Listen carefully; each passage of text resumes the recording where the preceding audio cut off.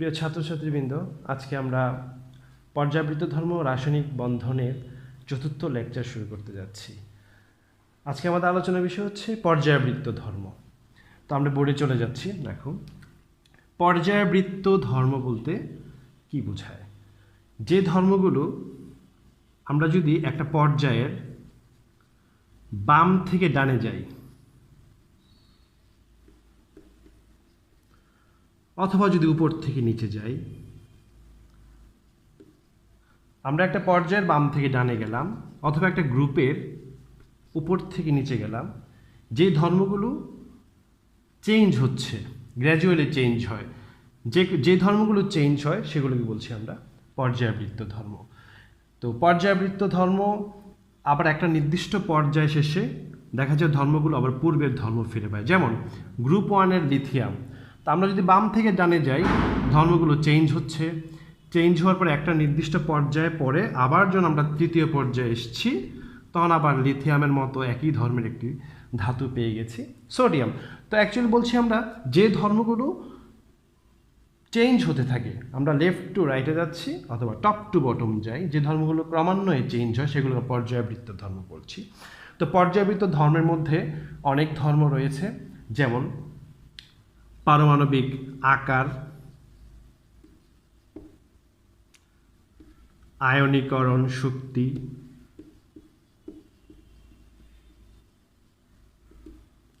Electron আসক্তি,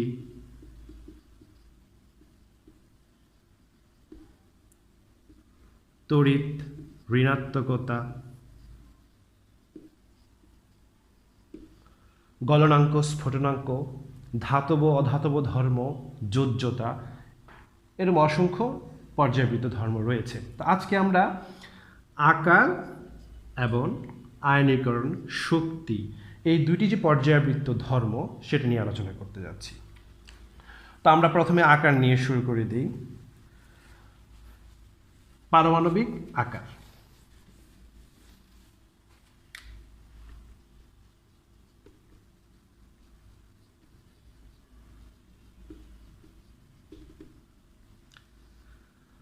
আমরা যদি একটা পর্যায় সারণীর যে কোনো একটি পর্যায়ের বাম থেকে ডানে যাই,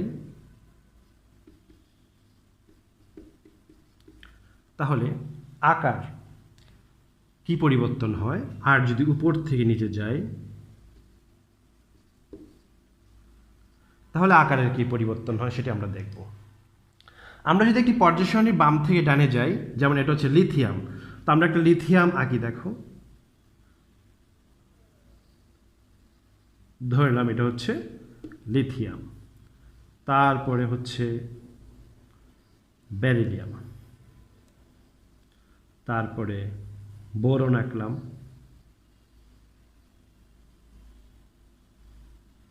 তারপর হচ্ছে কার্বন। এইভাবে আমরা বাম থেকে ডানে গেলাম। আমরা চারটা মৌল দিয়ে দেখাই। আমরা যদি বাম থেকে ডানে যাই, আমরা দেখতে পাচ্ছি যে আকার ক্রমান্বয়ে হ্রাস পাচ্ছে। অ্যাকচুয়ালি সবগুলো মৌলেরই কিন্তু দুটি করে শক্তি স্তর, তাহলে সবারই আকার কিন্তু সমান থাকার কথা ছিল, কিন্তু আমরা বাম থেকে ডানে যাওয়ার সাথে সাথে আকার কেন ছোট হচ্ছে, প্রশ্ন হচ্ছে সেটা। দেখো, আমরা যত বাম থেকে ডানে যাচ্ছি, একটি করে ইলেকট্রন, একটি করে প্রোটন বৃদ্ধি পাচ্ছে। তো নিউক্লিয়াসে বৃদ্ধি পাচ্ছে ধনাত্মক চার্জের সংখ্যা, আর সর্বশেষ কক্ষপথে বৃদ্ধি পাচ্ছে ইলেকট্রন সংখ্যা। ইলেকট্রন সংখ্যা বৃদ্ধি পাচ্ছে, সাথে নিউক্লিয়াসে ধনাত্মক চার্জ বৃদ্ধি পাচ্ছে, ফলে এই ইলেকট্রন কর্তৃক নিউক্লিয়াসে আকর্ষণ বৃদ্ধি পাচ্ছে, যে কারণে আকারটা ধীরে ধীরে ছোট হচ্ছে। তাহলে আমরা বুঝতে পারলাম পারমাণবিক আকার একটি পর্যায়বৃত্ত ধর্ম, কারণ এটি একটি পর্যায়ে বাম থেকে ডানে গেলে ক্রমান্বয়ে হ্রাস পেতে থাকে। আবার যদি আমরা উপর থেকে নিচে যাই, তো লিথিয়ামের পরে আমরা যদি বলি 1, 2, 3টি শক্তিস্তর, তাহলে এটা হচ্ছে সোডিয়াম। আমরা যদি এই লিথিয়ামের পরে সোডিয়াম লিখলাম, উপর থেকে যদি নিচে যাই, আমরা দেখতে পাচ্ছি, দেখো, লিথিয়ামের ক্ষেত্রে 2টি শক্তিস্তর, 1টি 2টি, কিন্তু সোডিয়ামের ক্ষেত্রে 1, 2, 3টি শক্তিস্তর। তাহলে আমরা বুঝতে পারছি যে উপর থেকে যদি নিচে যাই, একটা গ্রুপের তাহলে নতুন করে একটি শক্তি স্তর বৃদ্ধি পাচ্ছে। তো এটা সহজেই বোঝা যায় যে যেহেতু শক্তি স্তর বৃদ্ধি পাচ্ছে সুতরাং আকার বৃদ্ধি পাচ্ছে। তো আমরা পারমাণবিক আকার একটা সিম্পল ব্যাখ্যা দিলাম যে বাম থেকে ডানে গেলে পারমাণবিক আকার হ্রাস পায় এবং উপর থেকে গেলে নিচে গেলে বৃদ্ধি পায়। তো ব্যাখ্যাটা আমরা আসলে এভাবে ব্যাখ্যা করব যে আমরা যদি একটি পর্যায়ের বাম থেকে ডানে যাই তাহলে সেখানে নতুন কোনো শক্তি স্তর সৃষ্টি হয় না, কিন্তু একই শক্তি স্তরে ইলেকট্রন বৃদ্ধি পায় আর নিউক্লিয়াসে ধনাত্মক চার্জ বৃদ্ধি পায়, ফলে আকর্ষণ বৃদ্ধি পাওয়ার কারণে আকার ধীরে ধীরে হ্রাস পেতে থাকে। আর উপর থেকে নিচে গেলে যেহেতু নতুন করে একটি শক্তি স্তর বৃদ্ধি পায় এই জন্য আকার বৃদ্ধি পেতে থাকে। তো আমাদের পারমাণবিক আকার একটা সিম্পল টপিক, এটা আমরা ইজিলি শেষ করতে পারলাম। আর আমরা দেখলাম যে যেহেতু পারমাণবিক আকার আমরা left to right top to bottom যাওয়ার পরে গ্র্যাজুয়ালি এগুলো চেঞ্জ হচ্ছে, তাই আমরা এটাকে বলতে পারি যে পারমাণবিক আকার একটি পর্যায়বৃত্ত ধর্ম। এখন আমরা পরবর্তী টপিক যেটা নিয়ে আলোচনা করছি সেটা হচ্ছে আয়নীকরণ শক্তি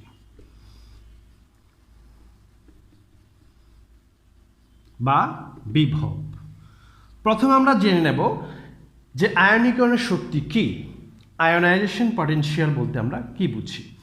আয়নীকরণ শক্তি বলতে বোঝায়, অ্যাকচুয়ালি আমরা যদি খুব সিম্পল ভাষায় যদি এটা মনে রাখতে চাই, এটা হচ্ছে যে the required energy to remove electron. আমরা ছোটোবেলা থেকে এরকম ছোট একটি বিক্রিয়া দেখে এসেছি। দেখো, ইলেকট্রন ত্যাগ করে সোডিয়াম ধনাত্মক আধানে পরিণত হয়। এখানে অ্যাকচুয়ালি ঘটনাটা কি ঘটেছে স্যার? দেখো যে সোডিয়ামের স্ট্রাকচারটা ছিল ঠিক এরকম, এই যে লাস্ট কক্ষপথে একটি ইলেকট্রন। তো এই যে লাস্ট কক্ষপথে যে single electron it has been removed. তো রিমুভ হওয়ার কারণে এখন সে সোডিয়াম প্লাসে পরিণত হয়েছে, তার মানে তার এখন ইলেকট্রন সংখ্যা 10। ব্যাপারটা হচ্ছে কি, এই যে আমরা একটা ইলেকট্রন রিমুভ করেছি, এই রিমুভ করার কারণে ধনাত্মক চার্জ সৃষ্টি হয়েছে। যাক, এই রিমুভ করার জন্য আমাকে যে শক্তি খরচ করতে হয়েছে, এই যে শক্তিটা খরচ করেছি আমরা, এই প্রয়োজনীয় যতটুকু শক্তি আমরা তো খরচ হয়েছে ওই ততটুকু শক্তিকে আমরা বলছি আয়নীকরণ শক্তি। তো অ্যাকচুয়ালি যদি আমরা সংজ্ঞায় যাই, আমরা সিম্পলভাবে মনে রাখবো the required energy to remove electron, মানে ইলেকট্রন রিমুভ করতে যে পরিমাণ শক্তির প্রয়োজন হয়।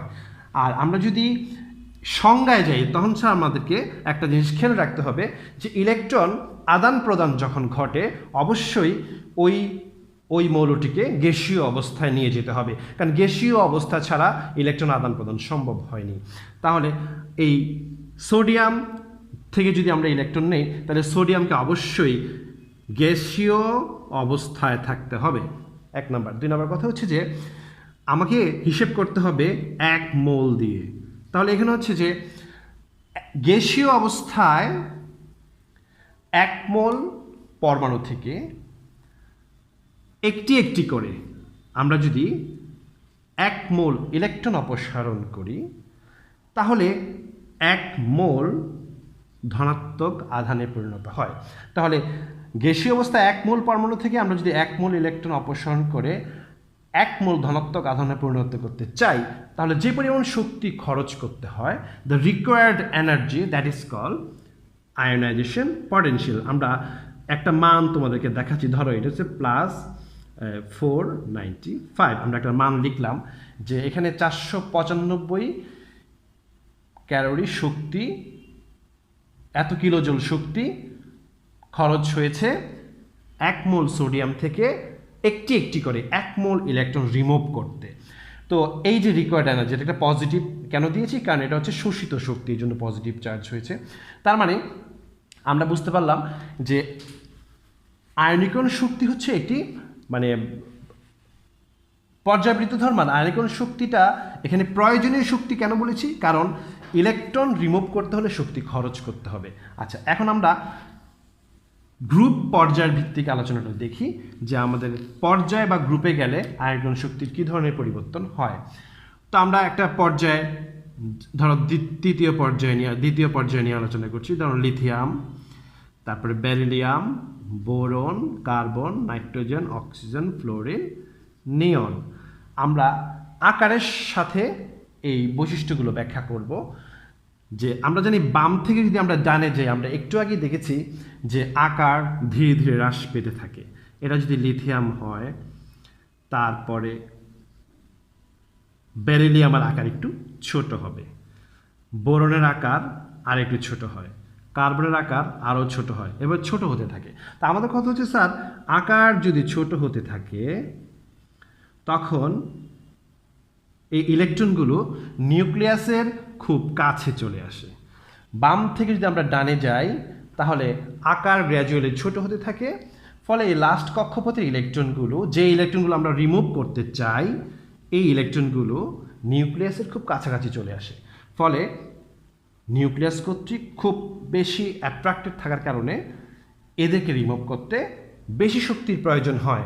তাহলে আমরা বাম থেকে যত ডানে যাচ্ছি, যেহেতু নতুন কোনো শক্তি স্তর বাড়ছে না, বরং একই শক্তি স্তরে ইলেকট্রন বাড়ছে, আমাদের আকারের মতোই ব্যাখ্যাটা দিচ্ছি যে বাম থেকে ডানে যাচ্ছি, নতুন শক্তি স্তর বাড়ছে না, বরং একই শক্তি স্তরে ইলেকট্রন বাড়ছে, একই সাথে কিন্তু নিউক্লিয়াসে প্রোটন বাড়ছে।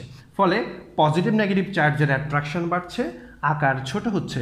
আকার ছোট হওয়ার কারণে এই যে ইলেকট্রনগুলো, লাস্ট কক্ষপথের ইলেকট্রনগুলো নিউক্লিয়াস দ্বারা অধিক আকৃষ্ট হওয়ার কারণে এখান থেকে ইলেকট্রন রিমুভ করতে বেশি শক্তির প্রয়োজন হয়। এজন্য আমরা বলি যে আমরা যদি লেফট টু রাইটে যাই তাহলে আয়নীকরণ শক্তি বৃদ্ধি পায়, কারণ আকার হ্রাস পায়। আর আমরা যদি উপর থেকে নিচে যেতে থাকি, যে এটা হচ্ছে লিথিয়াম, তো লিথিয়ামের পরের মৌলটি হচ্ছে সোডিয়াম, তার পরের মৌলটি হচ্ছে পটাশিয়াম। আমরা দুইটা দিয়ে ব্যাপারটা ক্লিয়ার করি। ধরো এটা হচ্ছে লিথিয়াম, এটা হচ্ছে সোডিয়াম। তো আমরা দেখতে পাচ্ছি যে লিথিয়ামের এই ইলেকট্রন রিমুভ হবে আর সোডিয়ামের এই ইলেকট্রনটি রিমুভ হবে। দেখতে পাচ্ছ যে লিথিয়ামের এই লাস্ট কক্ষপথে ইলেকট্রনটি, মানে এটা সেকেন্ড শেলে আছে, আর সোডিয়ামের এই যে ইলেকট্রনটি আমরা রিমুভ করব সেটি যোজ্যতা স্তরের এই বেজোর ইলেকট্রনটি আছে থার্ড শেলে। তাহলে আমরা দেখতে পাচ্ছি যে নিউক্লিয়াস থেকে এই ইলেকট্রনটির দূরত্ব বেশি আর নিউক্লিয়াস থেকে এই ইলেকট্রন দূরত্ব কম। তার মানে সে নিউক্লিয়াসের খুব কাছে অবস্থিত আর সে নিউক্লিয়াস থেকে একটু দূরে অবস্থিত। তাহলে এই ইলেকট্রনটি নিউক্লিয়াসের দ্বারা মানে কম আকর্ষণে যুক্ত, কিন্তু সে অধিক আকর্ষণে যুক্ত। তার বুঝতে পারছি আমরা যদি নিচের দিকে যাই তাহলে এরপরে যদি আমরা পটাশিয়ামের কথা ধরো, এটা এরপরে যদি পটাশিয়ামের কথা বলি, তার আরেকটি শক্তিস্তর বাড়বে, তখন লাস্ট ইলেকট্রন হবে ফোর্থ শেলে। ফোর্থ শেল হলে তখন দূরত্ব আরও বাড়বে। তার মানে আমরা যদি উপর থেকে নিচে যাই তাহলে আকার গ্র্যাজুয়ালি বৃদ্ধি পেতে থাকে, আর আকার বৃদ্ধি পাওয়ার কারণে এই যে লাস্ট ইলেকট্রন, যে ইলেকট্রন রিমুভ করব আমরা, এটি নিউক্লিয়াস থেকে দূরে সরতে থাকে। ফলে কি হয়, গ্র্যাজুয়ালি আয়নীকরণ শক্তি কমতে থাকে। তার আমরা ক্লিয়ার হলাম যে বাম থেকে ডানে গেলে শক্তি স্তর বাড়ে না, বরং একই শক্তি স্তরে ইলেকট্রন বাড়ে, নিউক্লিয়াসের প্রতি আকর্ষণ বাড়ে, এই জন্য আয়নীকরণ শক্তি বেশি। আর উপর থেকে নিচে গেলে যে নতুন নতুন কক্ষপথ বাড়ার কারণে লাস্ট ইলেকট্রন নিউক্লিয়াস থেকে দূরে সরতে থাকে, তখন আকর্ষণ কমতে থাকে। তো আমরা বুঝলাম, আমরা একটা মানে স্বাভাবিক একটা সাধারণ আলোচনা করলাম যে পর্যাবৃত্ত ধর্ম বাম থেকে ডানে গেলে কি হয়। এখন আমরা ব্যতিক্রম নিয়ে আলোচনা করবো। স্যার যেমন বাম থেকে ডানে যাচ্ছি লিথিয়াম, তারপরে হচ্ছে beryllium, boron, carbon, nitrogen, oxygen. Sir actually এই যে আয়নীকরণ শক্তির ক্রম বাম থেকে ডানে গেলে যদি বৃদ্ধি পায় তাহলে ক্রমটি হওয়ার কথা ছিল ঠিক এইরকম। একইভাবে আমরা যদি তারপর, এটা দ্বিতীয় পর্যায়, আমরা যদি তৃতীয় পর্যায়ে যাই, সেখানে sodium, magnesium, aluminium, silicon, phosphorus, sulphur, এখানেও বাম থেকে ডানে গেলে যেহেতু বলেছি আয়নীকরণ শক্তি বৃদ্ধি পায়, তাহলে ক্রমটি হওয়ার কথা ছিল ঠিক এরকম। কিন্তু স্যার দেখা যায় এই একটা জায়গায় আর এই একটা জায়গায় ব্যতিক্রম দেখা যায়। আবার একইভাবে তৃতীয় পর্যায়েও এই একটি জায়গায় এবং এই একটি জায়গায় ব্যতিক্রম দেখা যায়। মানে কি, এটা বেরিলিয়াম এটা লেস দেন না হয়ে এই জায়গাটাতে গ্রেটার দেন হয়। একইভাবে নাইট্রোজেনের ক্ষেত্রেও লেস দেন না হয়ে এখানে গ্রেটার দেন হয়। আমরা এটা নিয়ে আলোচনা করব যে প্রশ্নটা হচ্ছে বেরিলিয়াম আর বোরন, তো বোরন বেরিলিয়ামের ডানে অবস্থিত, তাহলে সেই অর্থে বোরনের শক্তি বেশি হওয়ার কথা, কিন্তু বোরনের শক্তি কম কেন, বেরিলিয়ামের বেশি কেন? একইভাবে নাইট্রোজেনের ডানে অক্সিজেন, তাহলে অক্সিজেনের আয়নীকরণ শক্তি বেশি হওয়ার কথা ছিল কিন্তু কম কেন? স্যার এটা আমরা একদম সিম্পল একটি ব্যাখ্যা আমরা ইলেকট্রনিক কনফিগারেশন দিয়ে ব্যাখ্যা করছি। যেমন বেরিলিয়াম 1s2 2s2, আর বোরনের ক্ষেত্রে দেখো 1s2 2s2 2p1। আমরা দেখতে পাচ্ছি যে এখানে 2s2 এই যে ইলেকট্রনিক কনফিগারেশনটা এইটা একটা স্থিতিশীল কনফিগারেশন, দেখো S পূর্ণ অবস্থায় আছে, কিন্তু এখানে আমরা দেখতে পাচ্ছি যে পিতে মাত্র একটি ইলেকট্রন, এটা হাফ ফিল হলে 3 হতো আর ফুল ফিল হলে এটা 6 হতো। তাহলে এই ইলেকট্রনিক কাঠামো থেকে এই ইলেকট্রনিক কাঠামোটা অধিক স্থিতিশীল, এজন্য বেরিলিয়াম থেকে একটি ইলেকট্রন অপসারণ করতে বোরনের চেয়ে বেশি শক্তি খরচ করতে হয়। এই জন্য এই জায়গায় ব্যতিক্রমটা দেখা যায়। একইভাবে আমরা যদি নাইট্রোজেনের কথা ব্যাখ্যা করি যে নাইট্রোজেনে 7, তার মানে 1s2 2s2 2p3, আর অক্সিজেনের ক্ষেত্রে 1s2 2s2 2p4। আমরা দেখতে পাচ্ছি যে নাইট্রোজেনের এই যে লাস্ট 2p3 অর্ধপূর্ণ, আমরা জানি একটা অরবিটালের অর্ধপূর্ণ এবং পূর্ণ অবস্থা তার স্থিতিশীল অবস্থা, যেহেতু পি এখানে হাফ ফিল অর্ধপূর্ণ আছে আর এখানে অক্সিজেনের ক্ষেত্রে যে p4, তাহলে এই দুটির মধ্যে এই নাইট্রোজেনের কাঠামোটি অধিক স্থিতিশীল। স্থিতিশীল হওয়ার কারণে নাইট্রোজেন থেকে একটি ইলেকট্রন রিমুভ করতে বেশি শক্তি প্রয়োজন অক্সিজেনের তুলনায়, এই জন্য এখানে একটি ব্যতিক্রম ঘটে। আমরা যদি একইভাবে নিচের পর্যায়ে যাই তাহলে জাস্ট এখানে 2 এর জায়গায় হবে 3s2 3p3 phosphorus, 3s2 3p4 sulphur, মানে একই ব্যাখ্যা তৃতীয় পর্যায়ের ক্ষেত্রে ঘটে। এই দুইটা ব্যতিক্রম আমরা দেখলাম। আর আমরা দেখলাম যে পর্যায়বৃত্ত আয়নিকণ শক্তি একটি পর্যায়বৃত্ত ধর্ম, কারণ বাম থেকে ডানে বা উপর থেকে নিচে চেঞ্জ হয়। আর ব্যতিক্রমটা আমরা দেখলাম। আর একটা ছোট্ট বিষয় নিয়ে আমরা আলোচনা করছি, দেখো সোডিয়াম প্লাস আর নিয়ন। এখানে ঘটনা হচ্ছে স্যার এইটারও ইলেকট্রনিক কনফিগারেশন হচ্ছে 1s2 2s2 2p6, তার মানে একটা স্টেবল কাঠামো। আবার নিয়নের ক্ষেত্রে দেখা যায় 1s2 2s2 2p6, এটিও একটি স্টেবল কাঠামো। দুইটিরই ইলেকট্রনিক কনফিগারেশন সেম। এখন আমরা যদি বলি স্যার সোডিয়াম প্লাস থেকে আমরা একটা ইলেকট্রন রিমুভ করি সোডিয়াম 2+, আর নিয়ন থেকে যদি একটা ইলেকট্রন রিমুভ করি নিয়ন প্লাস, তাহলে স্যার কোন ইলেকট্রনটি রিমুভ করতে বেশি শক্তির প্রয়োজন, মানে কোনটির আয়নীকরণ শক্তি বেশি হবে, কারণ দুইটিরই ইলেকট্রনিক স্ট্রাকচার সেম। তাহলে আমরা বলবো যে যেহেতু এই সোডিয়ামের ক্ষেত্রে দেখা যায় যে ওর ইলেকট্রন সংখ্যা 10, তাতে কোনো সন্দেহ নেই। নিয়নেরও ইলেকট্রন সংখ্যা 10, কিন্তু সোডিয়ামে প্রোটন আমরা জানি 11টি, কিন্তু নিয়ন যেহেতু 10 তাহলে পারমাণবিক সংখ্যাও 10, তাহলে প্রোটন সংখ্যাও তার 10। দেখো এখানে 11টি প্রোটন দ্বারা 10টি ইলেকট্রনের আকর্ষণ বিদ্যমান, আর এখানে 10টি প্রোটন এবং 10টি ইলেকট্রন। যেহেতু প্রোটন সংখ্যা সোডিয়াম প্লাসে বেশি, এই জন্য একই ইলেকট্রনিক স্ট্রাকচার হওয়া সত্ত্বেও সোডিয়াম থেকে একটি ইলেকট্রন অপসারণ করতে বেশি শক্তি খরচ করতে হবে। আর আরেকটা বিষয় আলোচনা করছি, দেখো যেহেতু আয়নীকরণ শক্তি কথা বলছি, যে ফার্স্ট আইপি দিয়ে আমরা আয়নীকরণ শক্তি বোঝাচ্ছি। ফার্স্ট আইপি থেকে সবসময় সেকেন্ড আইপি অনেক বেশি হয়, সেকেন্ড আইপি থেকে থার্ড আইপি বেশি হয়। একইভাবে মানে আমরা যদি বলছি যে সোডিয়াম প্লাস তার যে আয়নীকরণ শক্তি তার চেয়ে সোডিয়াম 2+-এর আয়নীকরণ শক্তি বেশি হবে, সোডিয়াম 2+-এর চেয়ে সোডিয়াম 3+-এর আয়নীকরণ শক্তি বেশি হবে। কারণ যখন একটি ইলেকট্রন রিমুভ করা হয় তখন কিন্তু একটা ইলেকট্রন কমে যায়, কিন্তু প্রোটন কিন্তু সেম থাকে। তো যত প্রোটন বেশি এবং ইলেকট্রন কম হবে তখন আকর্ষণটা বেশি হবে, কারণ বেশি প্রোটন কম ইলেকট্রনকে বেশি জোরে আকর্ষণ করে, যার কারণে ওই পরবর্তী নেক্সট দ্বিতীয় তৃতীয় ইলেকট্রনগুলো অপসারণ করতে বেশি শক্তি খরচ করতে হয়। তো এই ছিল আমাদের আজকের পর্যায়বৃত্ত ধর্মের আলোচনা। মানে আমরা আজকে শুধুমাত্র পারমাণবিক আকার এবং আয়নীকরণ শক্তি নিয়ে আলোচনা করেছি। পরবর্তী পর্যায়বৃত্ত ধর্মগুলো আমরা পরবর্তী ক্লাসে আলোচনা করব। তো থ্যাঙ্কস ফর টুডে, ভালো থেকো সবাই।